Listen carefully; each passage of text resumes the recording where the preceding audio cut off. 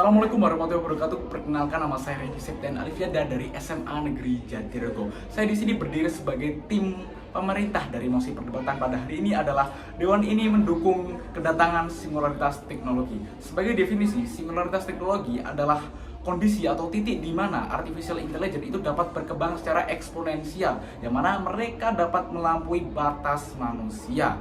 Oleh karena itu bisa kita simpulkan bahwa yang awalnya manusia adalah dominasi makhluk paling cerdas pada muka bumi ini dapat berdiri sejajar dengan artificial intelligence. Kenapa saya dapat katakan berdiri sejajar? Karena pada dasarnya secerdas-cerdasnya AI itu tidak akan bisa meniru salah satu faktor atau komponen terpenting dalam diri manusia, yaitu adalah jiwa.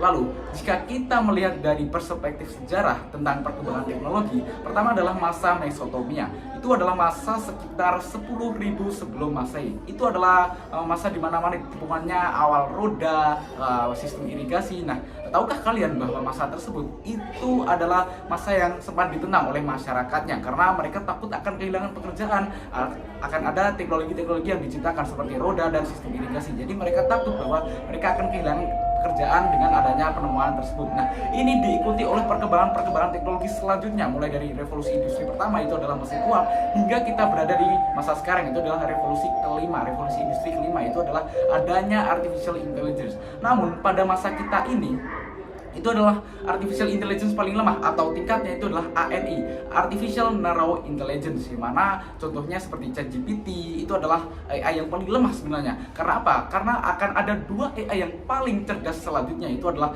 yang kedua artificial general intelligence, yang mana itu dapat berkembang dan dapat menyesuaikan dirinya, dapat beradaptasi tanpa prompt dari manusia. Nah, yang ketiga, yang ini ada yang paling cerdas adalah artificial super intelligence, yang mana ini akan diprediksi datang pada tahun 2045, yang mana bisa kita sebut adalah masa singularitas teknologi. Nah, pada masa-masa ini itu AI benar-benar sangat cerdas sehingga dapat melampaui manusia. Oleh karena itu, dalam pengaplikasiannya ini kita sebagai manusia haruslah dapat mengkontrol AI tersebut, haruslah dapat mengarahkan dan membuat kebijakan etik secara moral untuk menggunakan AI tersebut. Kita harus meregulasi bagaimana AI tersebut dapat berjalan. Karena apa? Manfaat yang dihadirkan itu sangat-sangat besar sekali. Nah, lalu apabila kita menolak sepenuhnya, maka kita akan menolak perkembangan.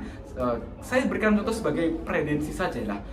Contohnya adalah listrik dan juga internet. Nah, pada awalnya listrik dan juga internet itu ditolak oleh masyarakat loh sebenarnya. Kenapa? Karena mereka itu takut listrik dapat membunuh manusia dan juga internet dapat membuat mereka malas. Padahal resiko yang dikhawatirkan itu sangatlah kecil dibandingkan manfaat yang ditimbulkan. Nah, memang resiko itu 100% pasti ada, tapi manfaat yang dihasilkan itu lebih besar daripada resiko yang dikhawatirkan. Oleh karena itu, saya sebagai tim pro mengatakan dengan tegas setuju dengan mosi perdebatan pada hari ini, yaitu adalah Dewan ini mendukung kedatangan singularitas teknologi, karena setiap perkembangan itu akan memberikan manfaat yang lebih besar daripada setiap resiko yang dikhawatirkan. Lah, itu adalah tugas kita sebagai manusia, bagaimana dalam mengelolanya, bagaimana dalam memberikan kode etik, moral, dan juga regulasi itu ditetapkan. Karena solusinya adalah membuat kebijakan yang secara eksplisit itu menyatakan bahwa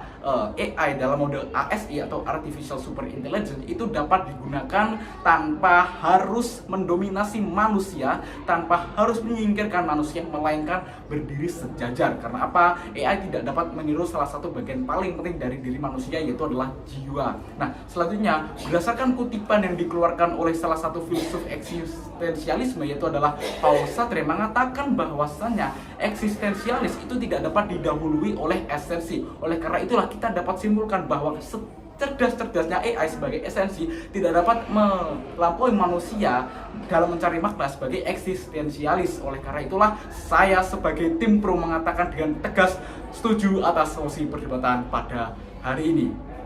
Itu saja yang dapat saya sampaikan, kurang lebihnya mohon maaf. Terima kasih. Wassalamualaikum warahmatullahi wabarakatuh.